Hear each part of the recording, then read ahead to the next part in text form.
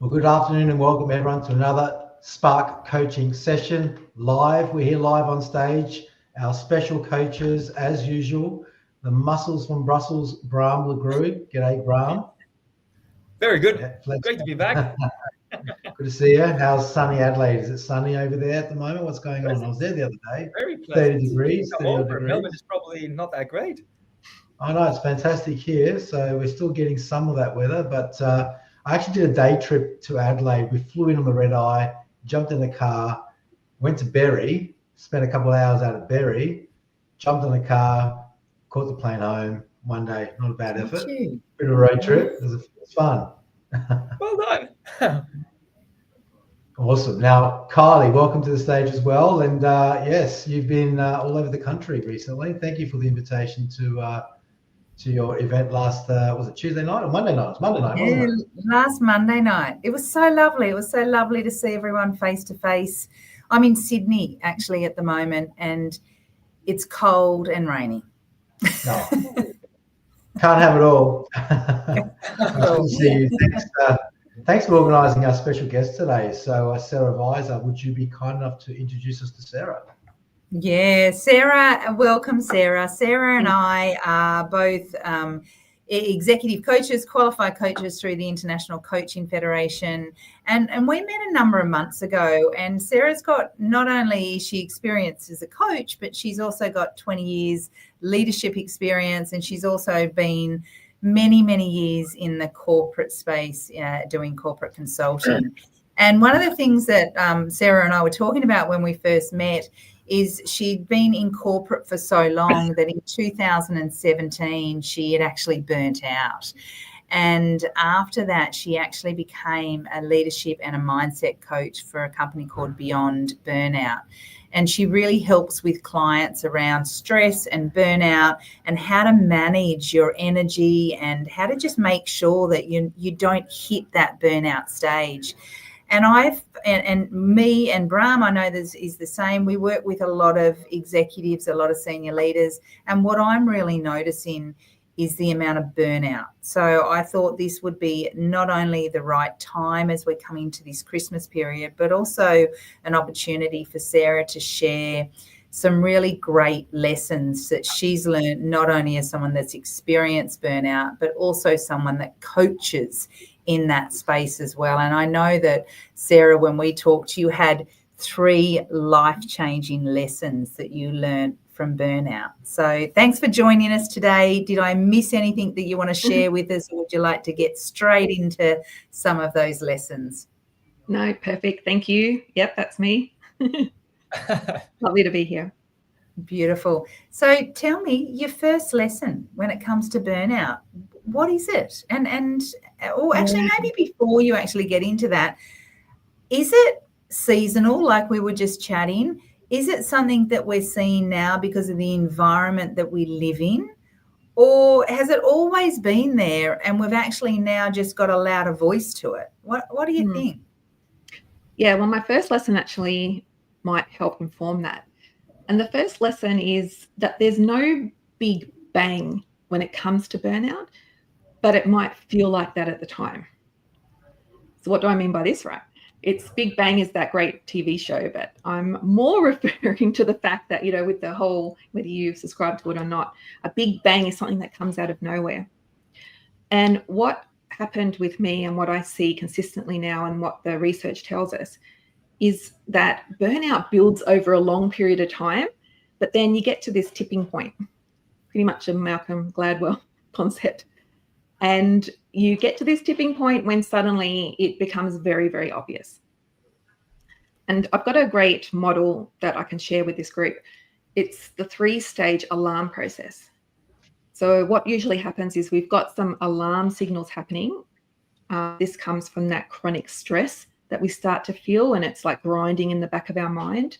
And this is a great stage. I call it the honeymoon stage, because when you've got a little bit of stress and, it's actually a real motivator, and you might get a lot of energy from that. But then you leave that stress too long, or if it starts to build, or if you get to this period of time and it's the slow down until Christmas and all these other pressures that we were talking about. And then all of a sudden you get to the next stage, which is about resistance. And that's where your body gets to the point where it's just becomes used to this higher level of stress that becomes normal. And we can live in this state for years, right? And I felt myself living in that state for years led up to 2017. But then the third stage, so it's alarm signals, resistance stage, used to your new normal. But the third stage, which a lot of people don't ever get to but feel the effects of, is the exhaustion, which is a big, long slide down into like all of the different effects. And one thing that happened for me that came out of burnout was I now have long-term chronic fatigue syndrome, which I'm able to live with, and it's okay. But we know that serious health concerns can come out of having stress for too long and not managing it. That's interesting, because what I've heard and what I normally hear from people is they go, I'm desperately needing a holiday. So they go and have a holiday, and they have a 2-week holiday, and they feel amazing on their holiday, and they think this is great, and they're ready to get back into it. But then they come back into it and nothing seems to change. They're back in the grind. So where is that in that? Is that resistance or is that exhaustion? Well, I guess I always say this, you can't just have a holiday to fix real burnout. And I guess I just wanted to set the context too. Burnout is this term we throw around all of the time. You might say, oh, so burnt out, I had to have a rest this weekend. Real burnout, it doesn't feel like that. It is like you feel yourself really shutting down, and you're shutting down in many ways, not just physically, but you shut down in terms of the feeling of like you can do life and you're getting some purpose out of life. So less people in your circle? Is that because that was one of the things one of my friends said to me. She's working 90 hours a week. She's been doing it for years. And she said, what I found was I couldn't cope with anyone else other than my direct family. She said it was too much effort to be with other people. Yeah, big sign, isn't it? I found that what happened was, because what's happening is your body is like you're in this resistance stage, and you've got like less and less energy going. You've still got that chronic stress. It feels like stress seems to build on top when it's a bit out of control. And what I found was all I could do was work and then go home. And so my world narrowed down to work and home, which is really miserable. And, that I guess the second life lesson is that it's a team effort to keep yourself out of burnout. It's not, when you, and that might be the people you have around you, the people that you have supporting you. You might need new people when you get into this stage of chronic fatigue. It's great that you've got this type of community. It's the communities that help keep us up. But when you get to that point where you're just so stressed and you just can't handle people, and I know exactly what that feels like, it can become such a miserable way of feeling, but you just don't have the energy to instantly fix it. Yeah, I can really identify with that. I think I needed, or probably was there such a long period of time. It's like your tolerance is real, thresholds are real low. And the way I termed it is, and it's interesting, it's like you kind of, as much as you don't want to feel this way, you lose faith in people. I lost, when I started to realize I was losing faith in people, like people are around me, probably, second, third, circle, that trust factor disappeared. Like, we're naturally, we're trusting people. We want to trust that people do the right thing. And so what that did is I went inwards and just protected my immediate circle, and I was connected and time and trust of anyone outside that. And so I became very inward looking. And look, I just want to call out, you've paid the ultimate price for, I guess, this prolonged burnout to have the condition of chronic. So I do empathize. It's terrible. I'm glad to see that you're out here doing this type of stuff. So it's great to see you back on the horse, so to speak. And absolute pleasure to meet you. And as we were talking before, I understand the cycle that you described, and I think we all, if we kind of sit back, relax, and think about it, we all kind of been there and touched it. And so there was a real big pivot point for me, probably about a month ago, when I actually realized that I actually hadn't felt that sensation before, and that immediate need to intervene and put in place some strategies, which I did, and I'm at the other side. But you're right, there is no big bang. It is a gradual wearing Creeps down. up. Yeah, it's a gradual wearing down to the point where then the behaviors really start to observe your own behaviors and go, hang on, and I need to make some intervention here. The question that the point that we're talking about before offline backstage is this concept is it seasonal, or is it seasonal and compounding? And I just feel like, given the environment we're in, many people, we all have the option to remove ourselves from an environment, but many do not. And it's because I cannot afford to remove myself from this environment, or it's my business, I'm trapped in my business, or I need the income to afford my mortgage. And given the intensity of mortgage rates rising so rapidly over a short period of time, and also just the rising cost of living, is this increasing, I guess, burnout versus we're just observing the statistics today? Well, a couple of things come to mind when we had that little chat. I often will say stress is catching. It's this mirroring that we seem to do as humans, right? And if you think about it from a big picture point of view, when there is pessimism around the world, like we're seeing a lot of that at the moment, the cost of living crisis you mentioned, there's a lot going on in the media around politics, especially in the US. We saw it very clearly when we had COVID first come in. It wasn't just the virus we were catching. We were catching almost this contagion of like, oh my God, what is happening? I'm really unsure. So there is absolutely what we're consuming. I call it the consumption diet that you're consuming, the type of people you have around you, what they're saying, what you're reading, what you're bringing into your world can have this subconscious effect as well.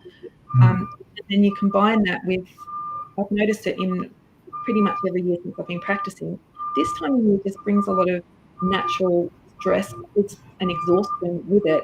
We're almost at Christmas, we're almost over the line, we can see the end, and for some reason this just makes it even harder to go on. I'm not 100% sure why, but I've seen it consistently with myself and my clients. Yeah. So, I mean, in terms of workplaces, how does that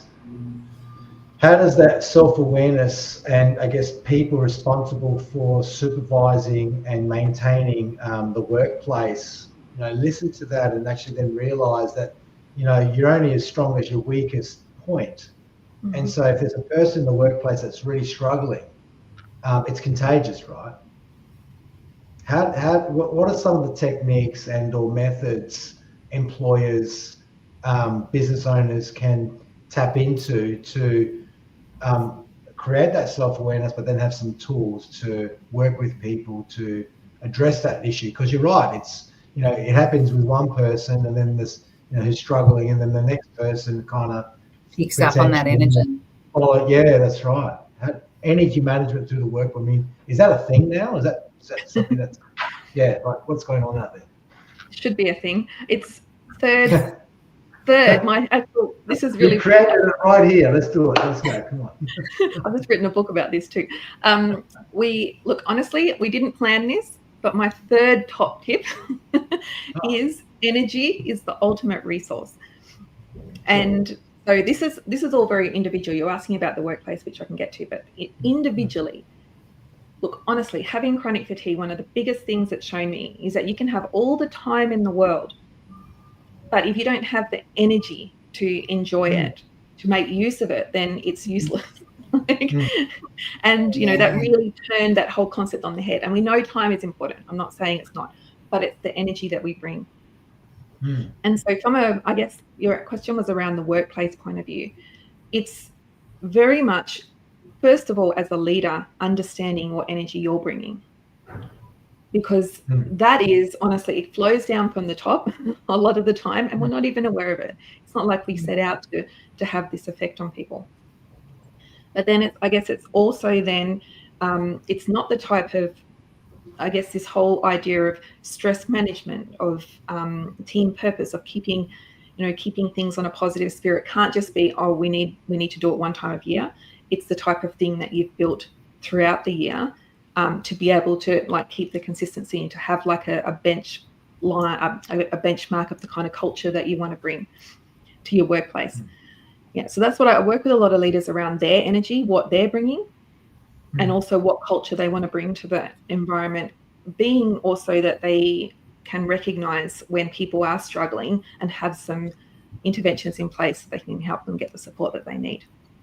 Sarah, it's very easy, I believe, in our society to try to patch it up, and for people to sometimes feel that when they experience burnout, that they're kind of like probably, I don't know, like feeling outside, an outsider, being cast away, self-limiting, like basically their self-esteem erodes and all of that sort of stuff. So I can easily think then, there's people out there that will happily prescribe medication and puts you on antidepressants and whatever else they can prescribe, which doesn't fix anything. What do you think is the root cause from burnout? And if people were to become more self-aware, what should they be really mindful of so that it doesn't go down the slippery hill? Got it. Yeah, great points. Really good points. And so Kylie, when we caught up, I have a model, right? It's a model which aligns with one of Kylie's models as well. And it's, for me, this model came from Arianna Huffington, which she owns the HuffPost, and she was talking about burnout long before anyone else. Because when I burnt out in 2017, people weren't talking about it. I didn't have much to go on. And she talks about 5 really core areas that you need to focus on. And they're really simple. You might laugh when I talk about them, but it's going to be sleep, nutrition, and I guess that is nutrition and hydration, physical activity, and that might be making sure you don't do too much, but making sure you do enough. Stress management, which is a huge topic. I know it can be a whole live in itself. We do days. Yeah. And then the last one, really important, is the human connection, the making sure that you have the people around you that you need to support you. And to answer the question, right, like these are not just I'm going to a tick and flick exercise. It's not like, all right, I'm going to do it once and it's done. Unfortunately, it's the type of thing you need to build in to your life. And this is how I was able to work myself out of burnout. For me, I'd gone a long way down that exhaustion phase. So it did take me a couple of years.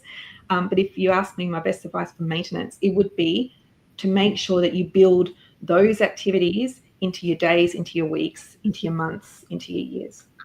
It's so interesting because that 5th point is the very point that I found from a personal experience. You're moving in a different direction. So when you're going through, as you describe, a gradual erosion heading towards a burnout, your human connection also drops. Yes, I understand absolutely. stress management is a very broad topic, and even even exercising is a form of stress management. But I get stress management, and it's probably spoken about, documented in various ways. But it's an interesting point because I found that as you move into that burnout state, you actually, like I described, you lose faith in people. Turn inward. Yeah, I found my human connection actually reduced. I'm natural. I'm a bit of an like my profile. I'm a bit of a, I like to socialize. An energy tank.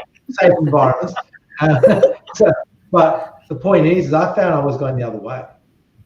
So that's like an intervention that might need some focus and or external support. But it's interesting that you raise that as a 5th point, because I just find that as a symptom of that gradual erosion is the actual detachment.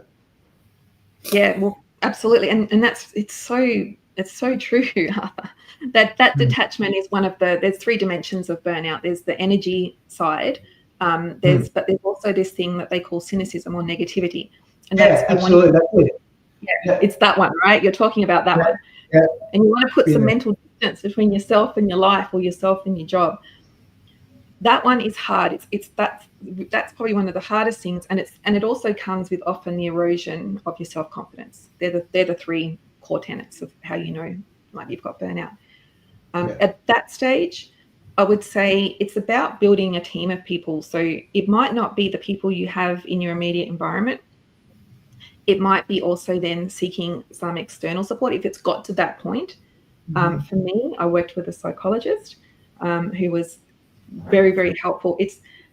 And I guess in that way, what I've been able to do is, and I'm thank you for recognizing it. I have paid the ultimate price of burnout, but in so many ways, it's been a gift.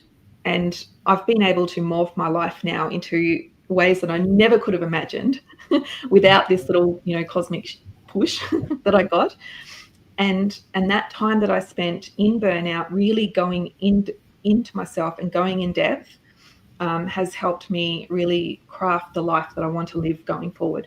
So that's why I say it's a gift. If you told me at the time when I was burning out, it's going to be a gift, I would have probably slapped you. I don't know.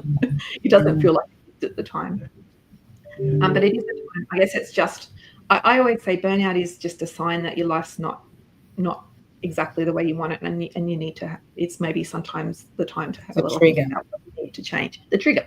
Yeah, the trigger. One of the things that I've always done, and just like Brahm and Arthur, we work long hours. We love what we do. We're passionate about what we do. We run businesses, so that does mean that we, work a lot. And I know for these last couple of months and right up until mid-December, I've got just a massive amount on. So I always use the model of the men's model. So meditation, exercise, nutrition, sleep. And normally it just pops up on my calendar once a month. And it's just a check-in once a month. How's my body going? How's my energy? How's my nutrition? For these last 2 months and right up until the 15th of December, it pops up every single day.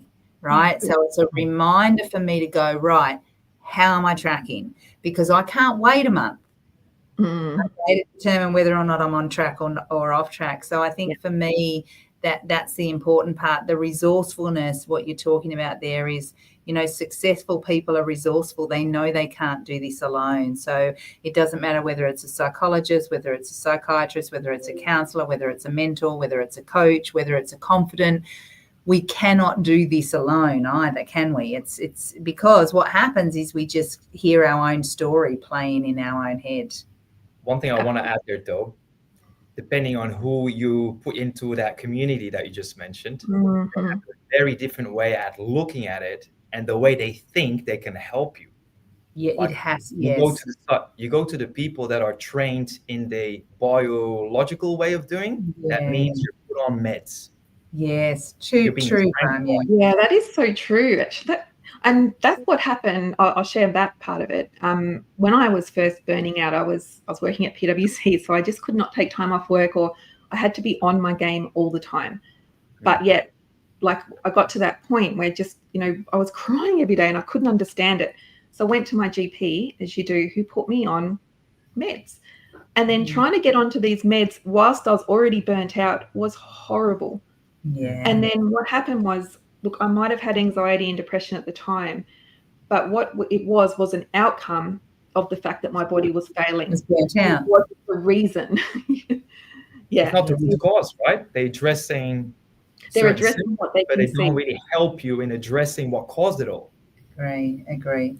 And research indicates that, doesn't it? We know that medication alone is not nearly as effective as medication and treatment. Right? Counseling, psychiatrists, psychologists, things like that. I just want to give a shout out to people that kind of coming back to something that you said, Sarah, like energy. I think you said energy is the ultimate resource. Again, it's important that people understand that you have the tools. You can empower yourself and you can power up, but you got to create certain disciplines in your thinking, feeling, and doing, which the sleep, the nutrition, the physical activity, stress management, human connection, meditation, it all helps, right? And these are things that you have within your control. You can make time for it. You can learn it. You can get better at it. Oh, look, it's interesting. Many people may operate in the same way. I have boundless energy, boundless. If the people around me, everyone talks about how, as a leader, you need to motivate us and kind of motivating environment. Sure, I mean, I understand that, that's part of our, I guess, our responsibility is to create a, first of all, a safe environment, but also an environment that encourages growth and all that. But the other side of the story is we actually motivated by our own environment. And what I mean by that is I look to my people to motivate me. And if I see my people up and about, having a go, achieving things, I have exponential energy growth. Like it just feeds me because I can see it happening. And that's what I say to my team at times. It's like, I need to be motivated by you. Like, I'm here to have the responsibility. But what you should be doing is if you can motivate me, I can lift the ceiling up to a whole nother level. And so it's about, it's so true having the right people around you and that connection, but people that would actually refuel your energy levels, because it's a two-way versus constantly providing it and not receiving the reciprocation. And so you've got to make better decisions maybe as to who's in your environment, how much time you spend in your environment, as well as that if there's issues with the environment, remove yourself, attend to those issues remotely, get that environment fixed, and then maybe hopping back in that environment. So displacement's not a bad strategy, I found. Not to say that we had a bad environment, it's more like I found that my team can step up into their realm. They don't need me there 100% of the time. And just making the odd cameo appearance where you're full of energy and you go, bang, how you going, you're on, great, blah, blah, blah, shout a few coffee, out you go, is far more effective than sitting in your office a day doing your stuff and just being available to answer every question and therefore disempowering people to make decisions. I found that to be a far more effective strategy. So just that old little cameo, quick injection, and out you go. And then a couple of days later, you go back in again and check in again. It's kind of changed the energy of the office. Interesting. They're probably glad I'm gone. God, that guy's someone. Get out of here. Well, I will say that, Arthur, that works when you've got the nice boundaries and the expectations and the parameters that sit around it. Yeah, you've got to set it up for success, don't you? I know we're getting close to time, and I know, Sarah, as well, that you just have launched your book. So do you have a copy of it? Show us the book. We'd love to see it. Too tired to think. Hang on, got to get it away. There we go. Thank you.